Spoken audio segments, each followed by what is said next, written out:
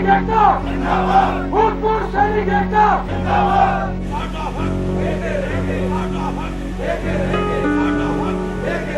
strike that you see behind you is going to continue, and the operative word is indefinite.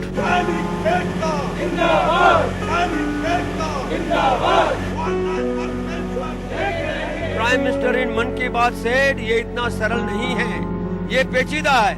ये पेचीदा किसने बनाया? Who has made it पेचीदा? I want to know.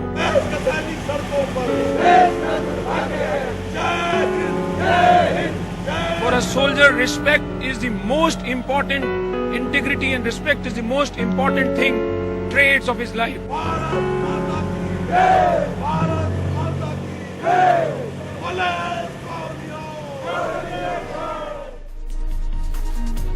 Good evening, welcome to the Buck Stops here. I'm Vishnu Shoma. On the program this evening, it's now a war cry.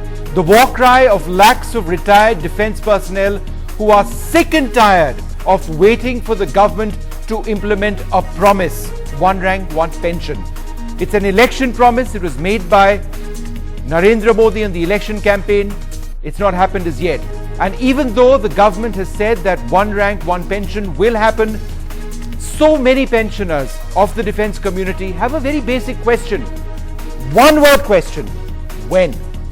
Betrayed and angry, these armed forces pensioners are now thinking about direct action, not just peaceful protests. What does this mean? On the show tonight, some of India's finest war veterans leading the charge to ensure that one rank, one pension becomes a reality.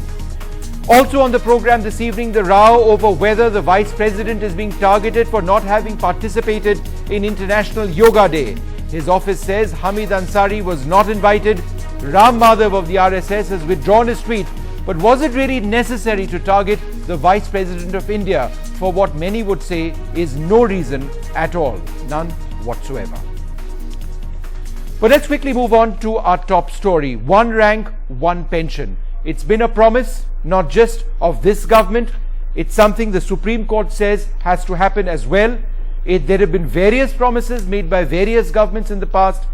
End of the day, nothing has happened.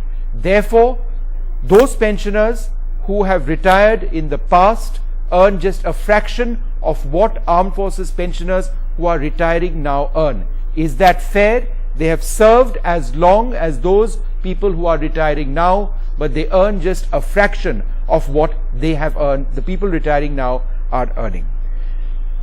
I want to give this entire debate a human face, because it can be mired in statistics and numbers and complex calculations. We'll try and go beyond that, because I want to introduce our very, very special panelists this evening. They are absolutely incredible people. First up, I'm going to show this picture, and then I'm going to tell you why I'm showing this picture. If we can just focus a little bit on this. It is a series of images of the shooting down of a Pakistani fighter, a saber fighter, in the 1965 war. The man who shot this down is a legend in the Indian Air Force, because he didn't just do this once, he did this twice. Wing Commander Neb is with me. He is a Veer Chakra not once, he is a Veer Chakra twice over. Today, Wing Commander Neb finds himself out on the road protesting. Does a man like him have to be out on the road protesting? Well, it's not just him. To his left, we've got Colonel Anil Kaul. He is a Veer Chakra winner, Colonel Anil Kaul. When the OROP protest started, he decided to dispense with his eye patch. He wanted people to get an idea of what he has gone through in his life. And let me very briefly tell you what this man has gone through. That is a picture of Anil Kaul many decades back on top of a tank. He's a tank man. That's him getting his Veer Chakra. This man commanded a T-72 tank, led it into Jaffna when the Indian forces were over there in one of the boldest and bravest rescue operations that you can manage. His eye was blown out. He lost several fingers of his hand, but for 18 hours he kept fighting. He kept fighting. He kept commanding his men and his tank to get into Jaffna. Today this man is out on the roads protesting. Is there any business for him to be out on the roads protesting? Shouldn't he have some better place to be as a retired person? Let me also introduce another very special person, Major D.P. Singh. He was only 25 years old during the Kargil war. He wasn't deployed in Kargil, he was deployed in Aknoor. He was about 80 meters away from a Pakistani post. There was intense shelling. His leg was hit. It was almost blown off. It was very badly damaged. He was picked up and taken to a hospital. Some doctors felt that he was dead. In fact, he was alive. Today, this man is called the Blade Runner of the Indian Army. That's because he has had the courage to get his life together with prosthetics like so many others and serve as an example.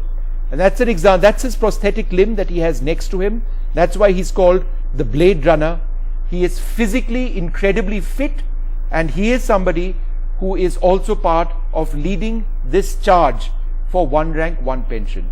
He is also out on the roads protesting. Does this man have any reason to be out on the roads protesting? That's what we're asking. Shekhar Gupta has had the privilege of being the first person to have interviewed Colonel Kaul, Anil Kaul, many years ago in Sri Lanka, in Jaffna. In 1987. In 1987. December, and has been following this issue very closely. We're also joined by Aman Sinha, the spokesperson of the BJP, and Ajoy Kumar, spokesperson of the Congress. Thank you both very much for joining us. Colonel Kaul, let me come to you first. You were telling me today about direct action being your next step. What does that mean?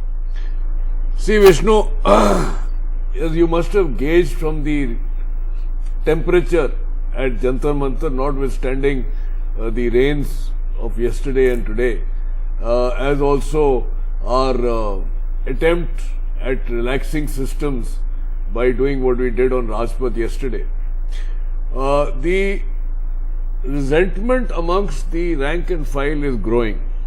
Their demand is for going to the next level of protest. And in India, we understand that the next level of protest could be physical. At the moment, it is very dormant, it is very quiet, it is very subdued, it is very disciplined, it is very correct, and we are not involving in anything which can inconvenience the general public. What do you mean? What do you plan to do? Well, planning is at the moment is not even being planned, but what is being suggested is a whole lot of measures that we are all familiar with in terms of rail roko, chakka jam, cutting off supplies, etc., etc., etc. But these are in the realms of suggestions. At the moment, the planning as such has not taken place. Let me interrupt you over there. Let me just go across and get a reaction quickly from the BJP. Aman Sinha, this is a war vet, a Veer Chakra winner, saying that they are now going to be getting into a direct approach with you, possibly Chakka Jam, possibly other protests. They are certainly going to do a fast until death, that they are convinced on. Is this government prepared to see this retired community take these steps?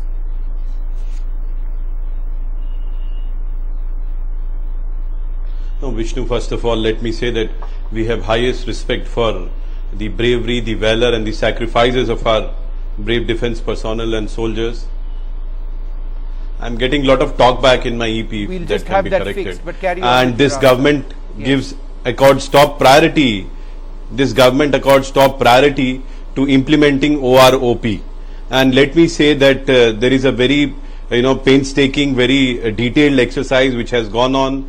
Various stakeholders have been consulted by the Defence Minister, by Finance Minister Shri Arun Jaitley. We have made allocation of about 1,000 crore in the budget, and no less than the Prime Minister of the country has himself given his personal assurance and commitment to the defence personnel of the country directly that this scheme is going to be implemented soon.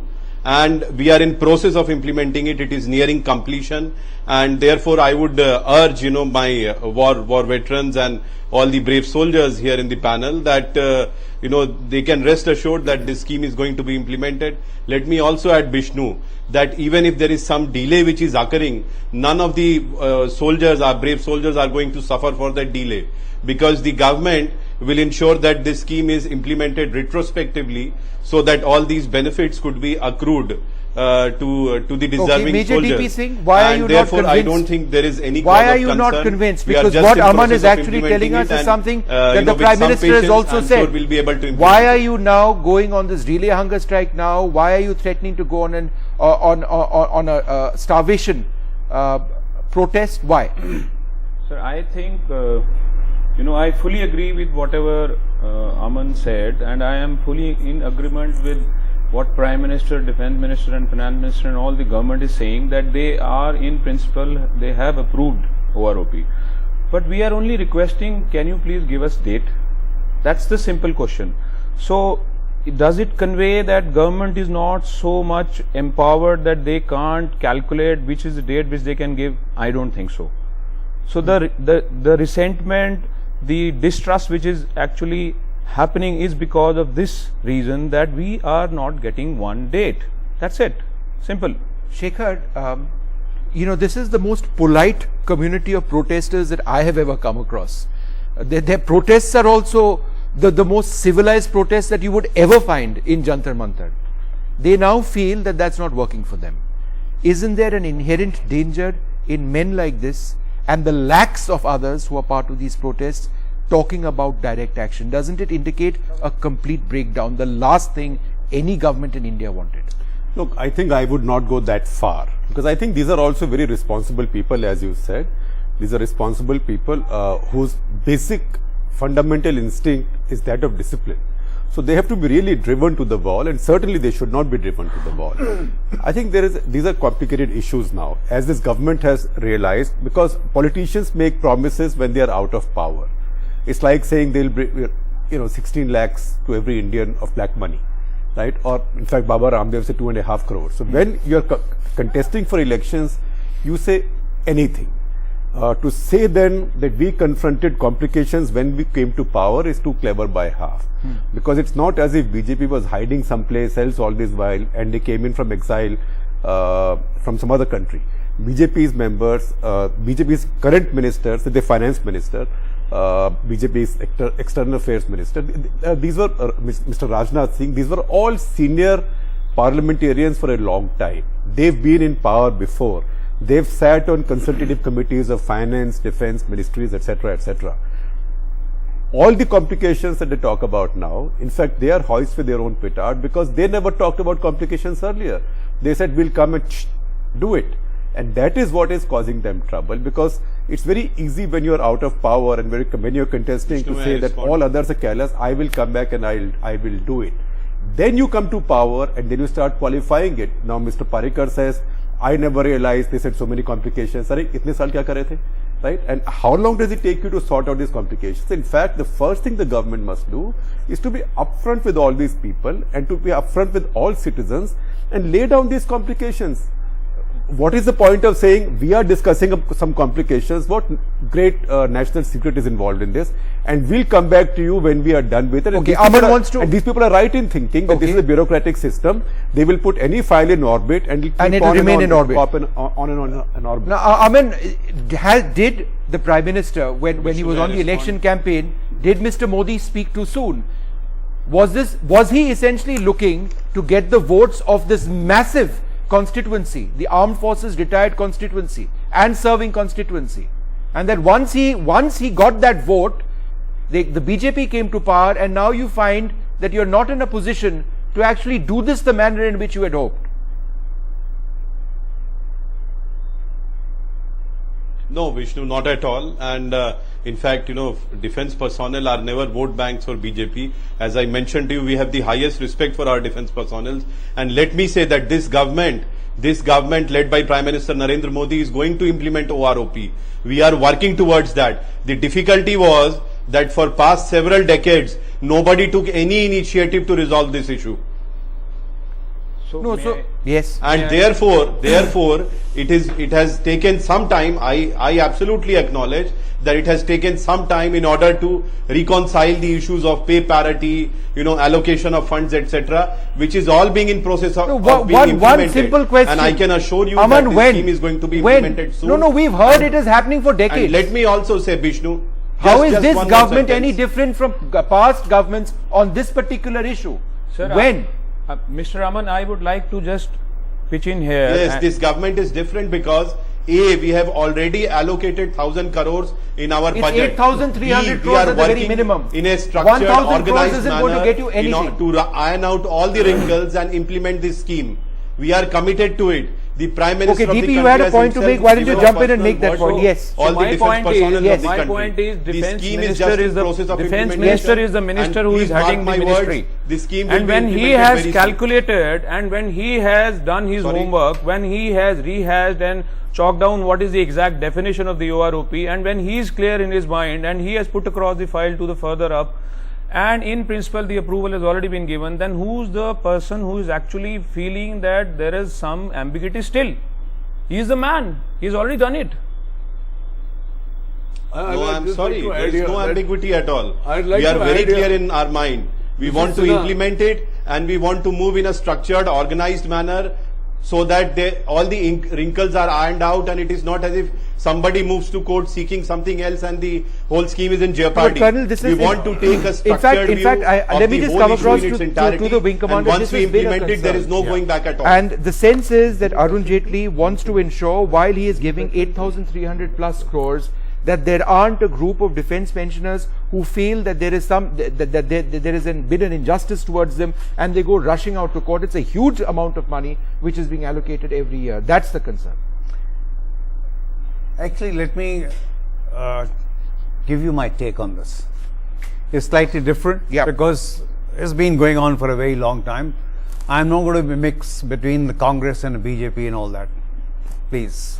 Because my take is that today, the armed forces, which is supposed to bear the bullet on the chest, is on the road. It's a very sad day, which shouldn't have happened. I shouldn't have been a part of this. I should have been somewhere else. We were born, we joined the services to kill or get killed to save the nation. Unfortunately, we've been pushed to this point where we are asking for our rights. Very unfortunate. We have given what we wanted to do. Let's go back. To be very frank, the nation, sorry to say, the nation does not take pride in the armed forces achievement. I give an example. 1971, a clear-cut majority, the victory we had. We created a nation. We got 93,000 POWs. We got 5,000 square kilometers of land near Lahore. We were in a commanding position. We could have got what we wanted. We didn't do it. Now, I'm not going to blame Congress, not going to blame BJP. But the fact is, we sacrificed. We gave the nation a thumping victory. You the feel point I'm saying now. Stepmotherly treatment, right? No. Why aren't they feeling the pride in them that we have achieved it? You know, Shekhar, this is the sentiment. It's a sense of deep hurt. It's not just money. People think this is about money. We want more pension. These people want to get richer. There is a sense of incredible hurt. You talk to any one of those protesters, they will talk about hurt first, then they will talk about pension second. This is the sentiment. So I mean, I agree with that. What else do I say? No, it's unfortunate because look, I'll tell you the deep down in this. In fact, if you dissect OROP carefully, it is something that frankly upsets the officers enormously more. And this is deep rooted in the way the power structure and the political structure in India is. And leadership of armed forces feels that over the decades, not only have they not been given their rightful place in policy making, in division of power, but also that it's been undermined and diminished over the decades. Now, that is a larger debate, and frankly, no politician in India and no political party has even offered to address this. The last time you saw a kind of review, which was a long-term review of even civil military relations, was Arun Singh committee report, and that was then forgotten. Look, this structure of armed forces, and you know, these are people who are experienced. I'm not a soldier, and they're wonderful people, but this structure of Indian armed forces, this structure of civil military relations in India, this structure of strategic planning, frankly, India has very poor strategic planning. So this excessively, I mean, the consequences, it's an excessively tactical structure politically, and because it's politically, so then armed forces are seen as honorable people who defend our borders, right, who protect the country, but not as an institution which is an essential element in nation's governance, which furthers India's strategic interests and which is a part of any strategic decision or achievement that India makes. So armed forces are seen as a bunch of technocrats, and generals and air marshals and admirals are seen by the system, by the civil servants and politicians as technocrats, and when need be, you call them, work is done, they go home. So I think there is a larger debate needed, and it is very important today. Look, all soldiers are thinking people. It's not as if just because they are in uniform, they have no opinions. They are not thinking people. And I will give you an example. I used to be on the jury of a very prestigious award in strategic affairs writing in India, perhaps the most prestigious award. And among all the entries we found, there was one of a serving, I'd say, wing commander in the Air Force, fighter pilot. And he had marvelous stuff written there. And I said, look, how wonderful. A serving officer, a fighter pilot, and he's writing such good stuff. And I found I was voted out in that meeting 7-1, saying you can't start giving it to serving officers, they'll stop fighting and producing this stuff. Why are they not producing this stuff? Colonel, why should we not embrace our soldiers as equal participants in our larger national thinking? I think you know, deep down you're right. It's not about money, it's about respect. And it's also perhaps about where the armed forces are seen within the system of governance. You're not seen as being part of this process of governance. You're seen to be implementers of a decision taken by someone else. Is this essentially about a battle between the bureaucracy, which has snubbed you certainly at the level of the defense ministry, and the armed forces? Vishnu, it's so obvious, and I think Shekhar will accept what I'm saying, probably lead on from what he just said. 1947, money, big problem, new country, who takes a hit? Armed forces. 5% cut in pay, right across the board. 1960, bad situation, no food. Who takes the cut? Armed forces. 10% cut in rations. Despite what Wing Commander Neb just said about victory in 71. How does India reciprocate? India, and where I'm talking of the nation, and all the gentlemen on your panel who are representatives of the nation. No war memorial, no National Veterans Day, no precedence of order of precedence reduced from number 3 to number 27 and falling. Ranks made to look like chaprasis. Today I'm using the word because outside your gate I saw a chap who was a security guard wearing the same ranks as a captain. Now that is what India has made us. If you talk about bureaucracy, there is a gradual decline as far as the armed forces are concerned. There is a single factor which has just come up after the 6th Pay Commission, if you're coming back to OROP. NFFU, non-functional financial upgrade. You get paid for doing nothing. And here, as far as the armed, and all Class A services except armed forces. Why are we from Mars? Why are we left out of the ambit? Okay, I have not gone across at all Ajay Kumar of the Congress. I want to add here, yeah. but we are the most disciplined when it comes to anything. No, but when it comes to anything, be it laying the mats also on the yoga day. I'm sorry to use these words.